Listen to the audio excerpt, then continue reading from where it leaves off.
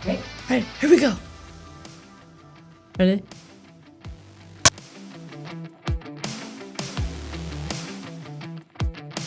The first time, I would like to welcome you guys to Kings Korner, and we're honored to have our very first guest as Ted.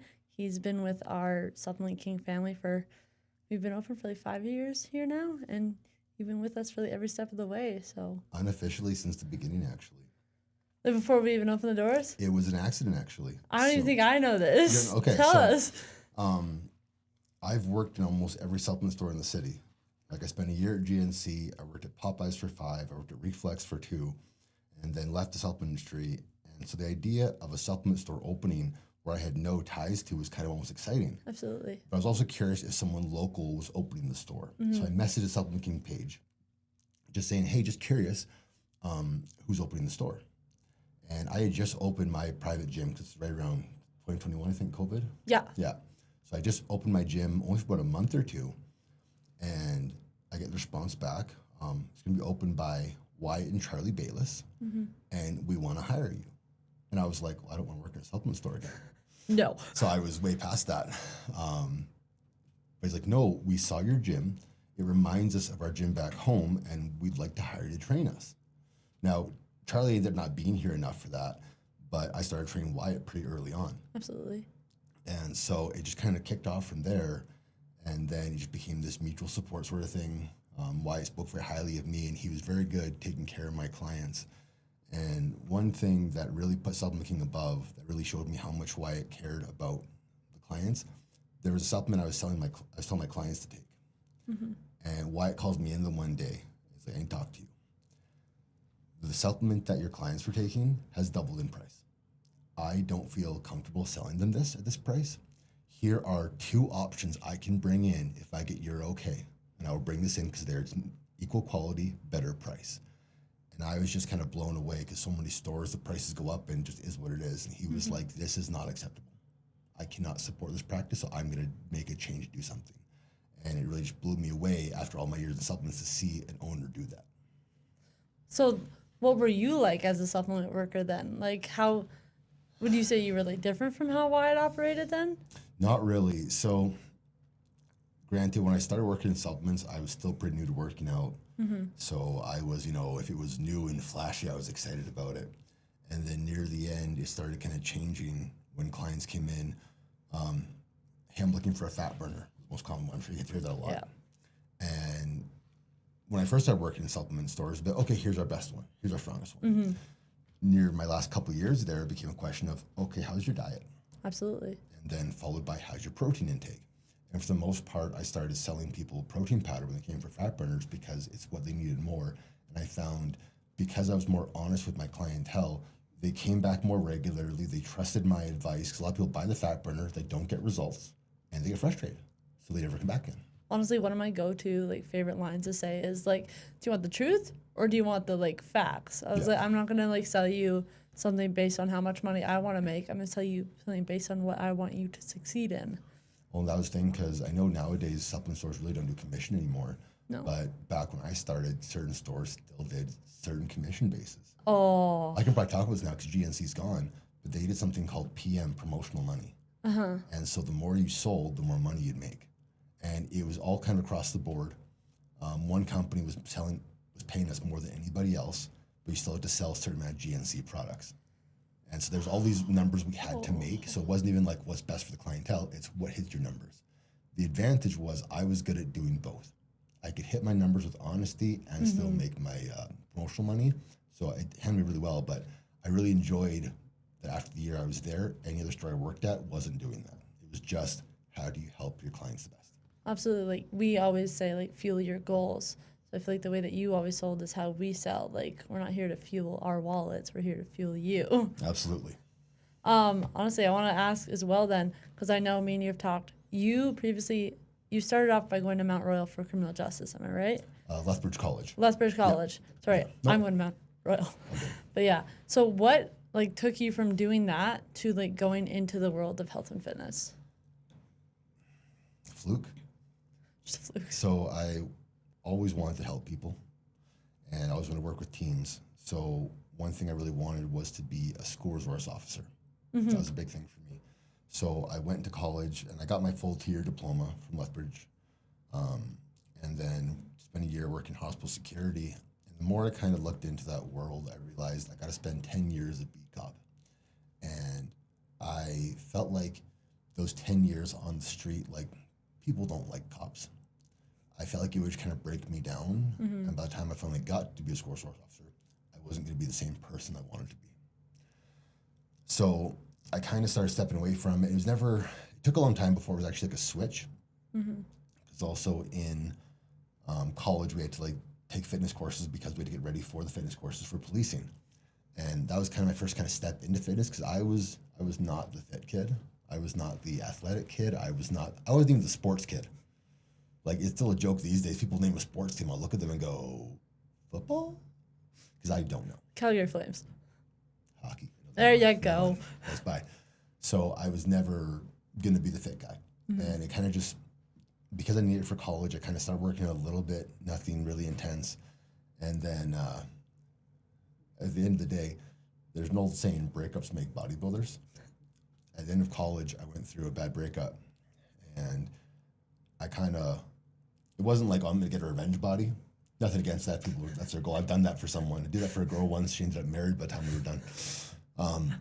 But it was more, I don't like who I am.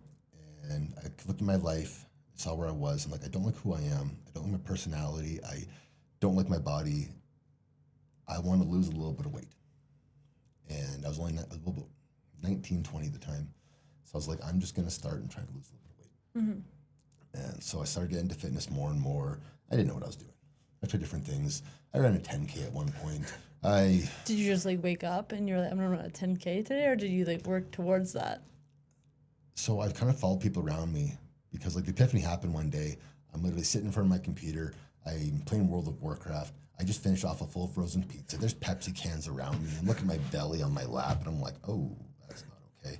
And so it's kind of like I couldn't find my fitness. And I always tell people there's no right fitness. It's the one you enjoy doing. Absolutely. So I was kind of trying everything. I was working security at the time, a lot of infomercials. So I did P90X because the only infomercial I ever saw where it wasn't results not typical at the bottom. So at least it was something. Granted, I'm not a big fan of the Beachbody ladder these days, but at least it was something to get me started. And then I moved back to Medicine Hat from Lethbridge. I started working at GNC because I was learning more about vitamins and nutrients, stuff like that. And it was kind of my coworkers. I had one coworker who liked to run. So she's like, join my running group. So I ran for a bit. There was a 10K for breast cancer. I'm a big supporter of things like that. So raised some money for it. Ran a 10K. I'm never doing that again. At least you can say you did it, though. I can say I did it. And then one of my coworkers was like, hey, I'm doing a bodybuilding competition. You should do one. And my mentality was, I'll give it a go for a year. And because of how I grew up in fitness, it wasn't I'm going to be amazing. It was, I wonder how long till I quit. And that was the mentality I started because I didn't even believe in myself to keep going. And so that was about 2022, I think. I did my first show in 2024. I did my second show in 2026 and then retired because I just felt like I was wasting my time. I was not in a good place. Wasn't in the healthiest marriage at the time. So I quit, and I told myself at one point, I will compete one more time when I turn 30. 2020 came up, and that's when I turned 30, and I was like, I made a promise. So as a promise to myself, I got back on stage, and through a bunch of things, life changed. I became a trainer. I stepped away from my marriage. We got divorced. There we go. So step away from marriage sounds like the wrong thing. Edit that. You didn't run 10K away? No, I didn't run 10K away.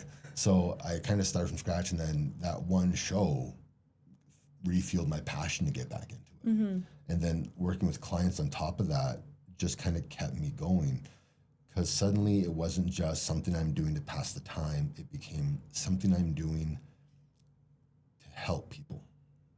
And then it kind of all came back around because my whole idea of going to college to help people as a police officer, I was not helping people with their health and fitness and in a roundabout way, their mental health. Absolutely. And I wanted to be a school resource officer to work with teens. I ended up working with the football teams in the city. And very early on, I worked with a lot of football players. My first year as a coach, I trained 9 kids on the football team, and 7 got scholarship offers. And one of the biggest pieces was because they're working with someone outside of football to get them there. Mm-hmm. Downside being COVID hit that year, and every program got shut down. But yeah, but so it all kind of came around in a way I never really expected to. Do you like find it's like easier to like, because I know like a lot of people, myself included, like we go to the gym to escape. Was that kind of like how you geared towards that with the kids, especially like an escape from the stress of football and school? I can't even say it was that. I used it more as, and a lot of the kids I got enjoyed being challenged. And so I enjoyed finding ways to challenge them and like cheer for them. A lot of the kids I trained still reach out to me. Like I got one kid, I trained him from being, I think he was 16 at the time. I trained him till he was about 18 or 19. Then I helped him get a job in the trades actually, because one of the guys I was training owned a roofing company. Mm-hmm. He said, you want to trade? I'm like, I know a guy that can get you a trade. He came back this year actually. He's now 22, and he is now working on he's joined the volunteer firefighters in Redcliffe, and he's currently working towards RCMP as well.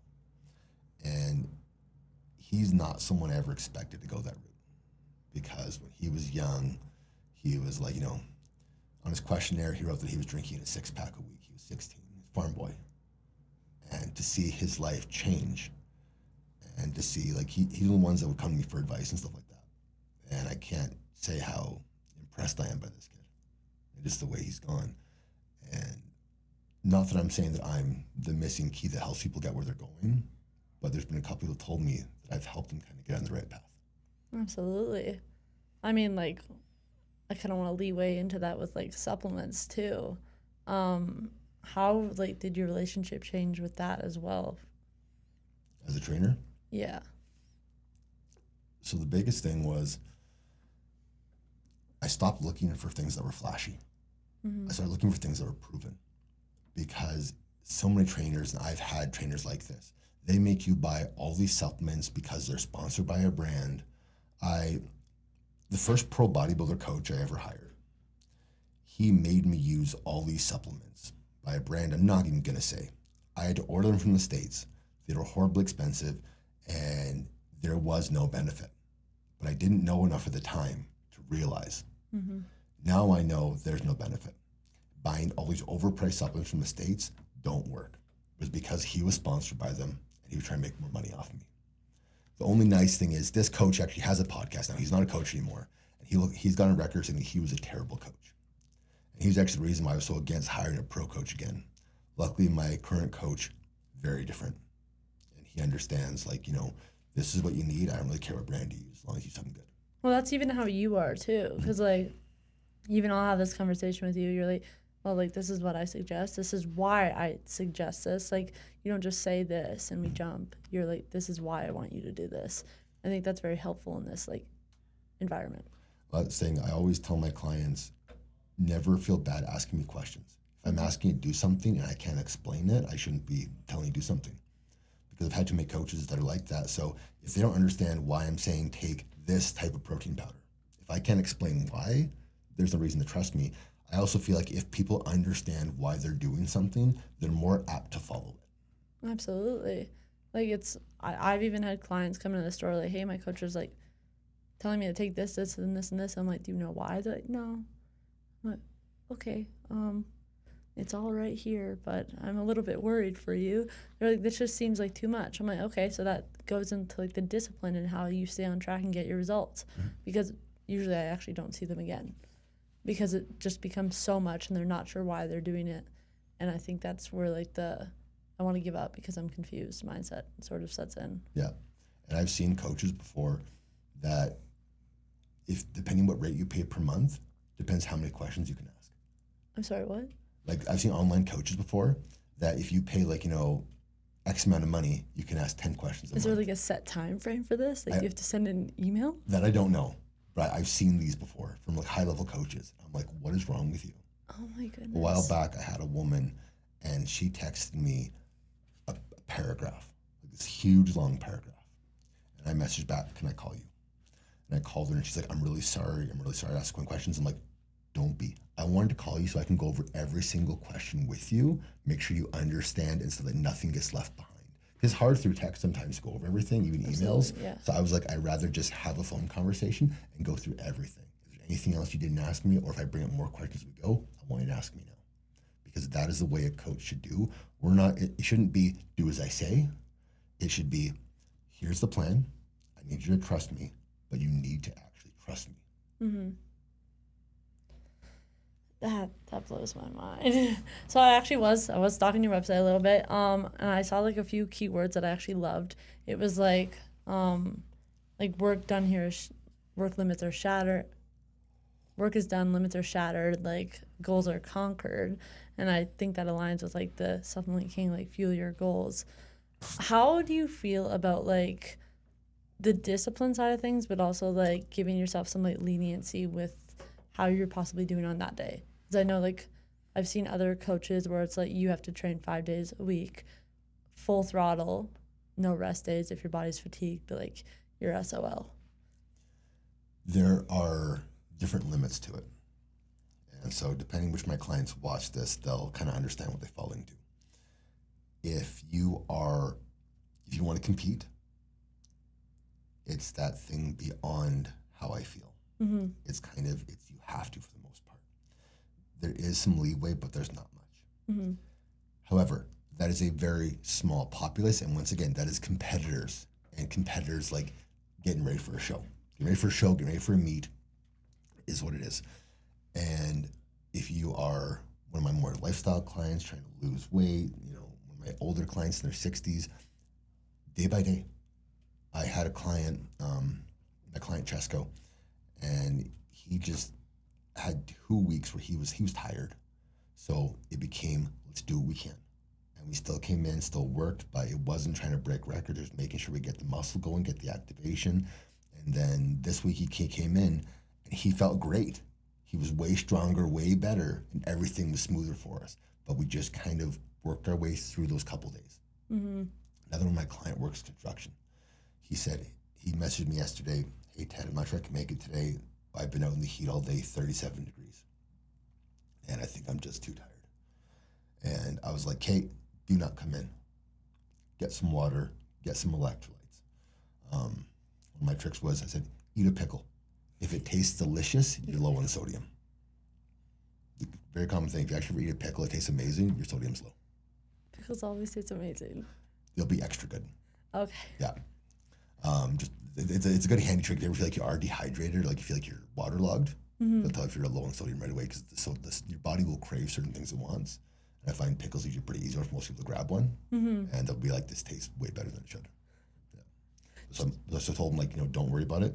Like, get some rest and get in somewhere cool. Yeah, I don't like the heat, especially like now in the summer. Everyone's like, I don't want to train because it's hot out. And I guess it does matter with competitors. Is there still some sort of leniency in that? Like, does it build up as you move closer to the show date? So that's where things get really challenging. Because, and this took me a long time to actually learn to process, a lot of people will blame their coaches. And when the coach is asking you to do something, you treat it like a punishment. When you get to a certain point, you realize that your coach is trying to help you. And if he's asking you to do hard work, it's because what's required of you. So trying to find the ways out, like, hey, I'm too tired today, I didn't sleep well, this and this. If you're trying to be a competitor and you're taking it seriously, those excuses can't really exist. Absolutely. Because the one thing that's always got me from early on, maybe it's stupid, it's if I'm not doing my last 5 minutes of cardio, I bet the guys I'm competing against are. Absolutely. And so it is very much that you versus you, and it's a question of how hard you can push yourself, because being a competitor, especially a physique competitor, is about being uncomfortable. That's all there is to it. Other sports are a little bit different. Like Sam, who's competing for powerlifting, we had a couple weeks where she was just so physically drained. And I was like, you training today is not going to help us. But you need to get your recovery sorted now. Make sure you're feeling better so we can start pushing again. Because if you don't spend time recovering properly and getting this sorted out, it's going to hold us back too much. So that's kind of the difference between what sport you're doing. But even then, it's not like oh, it's fine. It's fine. It's we have to fix this. What can we do? Yeah, absolutely. I mean, like, so you also talked about, I know for a fact you are like a not bodybuilding, powerlifting referee as well. Was that just like something that you like decided to get, or did you Oh, have like a little history with that? not necessarily. I trained at a gym that did powerlifting for a while Yes, when I retired. And I tried powerlifting for a bit. I did it for 6 months. Wasn't for me. I have nothing but respect for powerlifting. absolutely. It's just not the sport I enjoy. Like I said earlier, you got to find the sport you enjoy. And I respect powerlifting. I know a lot of powerlifters, and I understand a lot of the principles behind it. And then the gym I was at was hosting meets all the time. They didn't have enough referees. And so gym owner says, hey, would you consider getting certified as a referee for it? And I was already at the meets all the time for spotting or whatnot. So like, yeah, sure, why not? So I did my exam for it, did my practical testing, got my referee. There's a couple things that I've just kind of done that don't make any sense that I kind of did by accident. They kind of do make sense because it just shows how well rounded you are, and like. But I kind of like walk into it unintentionally. Like, I don't talk about much. I'm also level 2 Reiki master. That was an accident. I don't use it. I don't know. Just like a side quest, or Apparently. how long did that take? Oh, not long. But like, I knew someone that was like doing Reiki, and she's like, hey, you want to come do your level 1? Learn more about it? And I'm like, yeah, sure. It's just level 1, whatever. Did it one weekend. A while later, she's like, hey, we're offering level 2. I'm like, yeah, sure. Why not? Did level 1. It was kind of fun. I need some more interesting friends. And then Like the thing is, I didn't realize level 2 made you a Reiki master. That you can actually perform Reiki So there's on just people. 2 levels. No, there's a third one for like, I can't remember what the term is. The third level for like full mastership. But once you're level 2, you can actually perform Reiki. And I was like, oops. Didn't know that was going to happen. Just Side quest. your resume just like folds under. Oh, I've done weird. I was a bouncer at one point. I worked in a liquor store. I've had a lot of jobs. At one point, I classified as a professional gamer. I've been paid for modeling. Yeah. All right, I'm learning more and more today.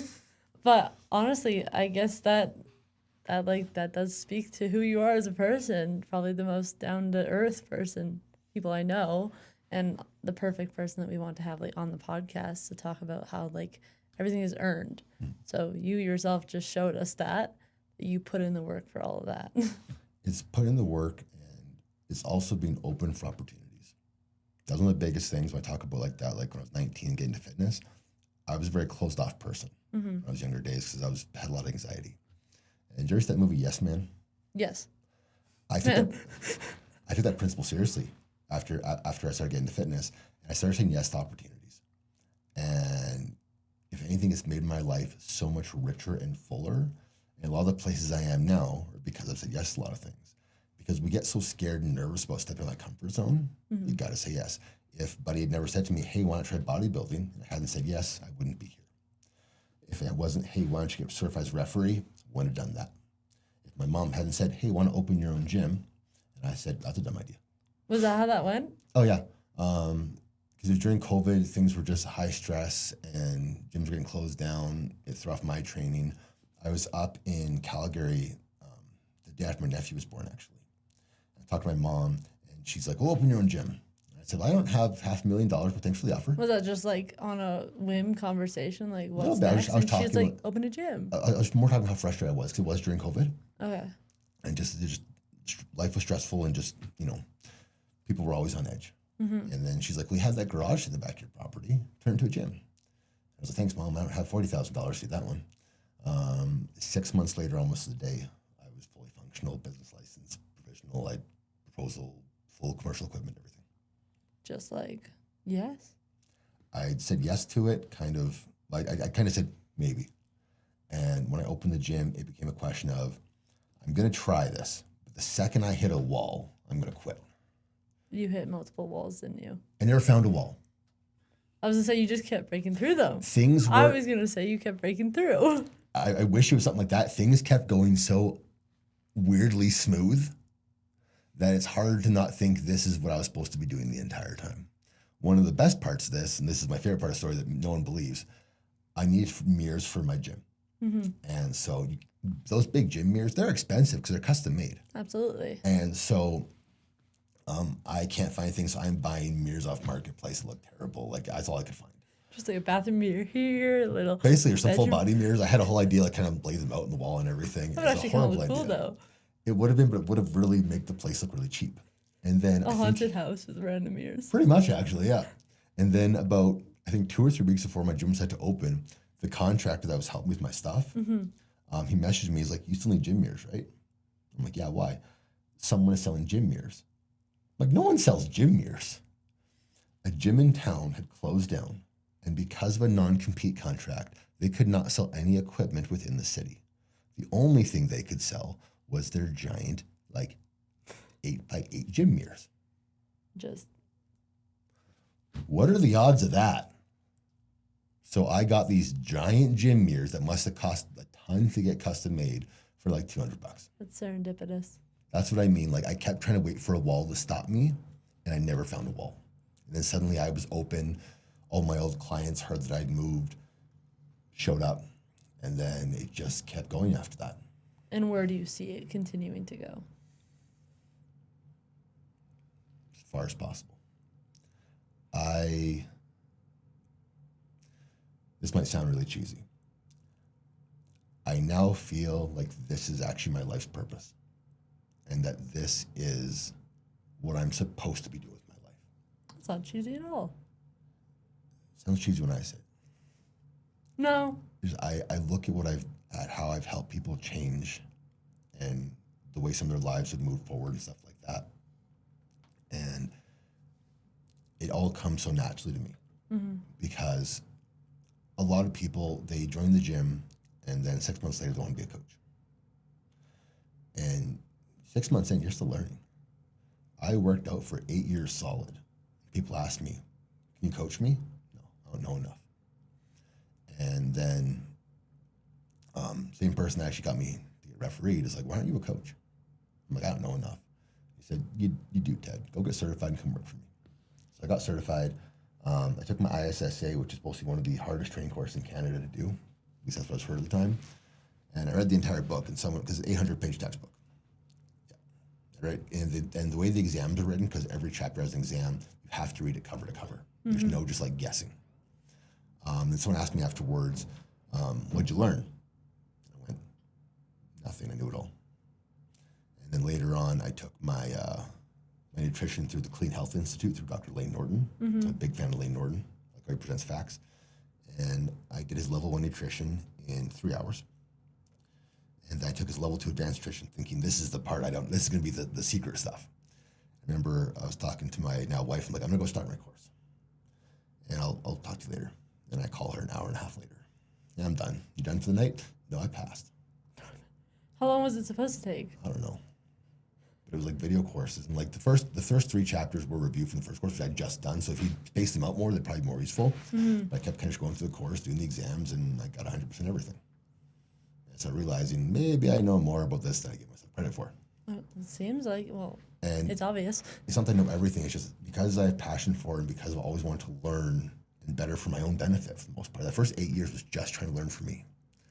And then I just enjoy it. It's like people enjoy watching TV shows or listening to music. I enjoy learning more about technique and nutrition, the more advanced stuff, the secrets. And I'm always trying to take different courses, learn more.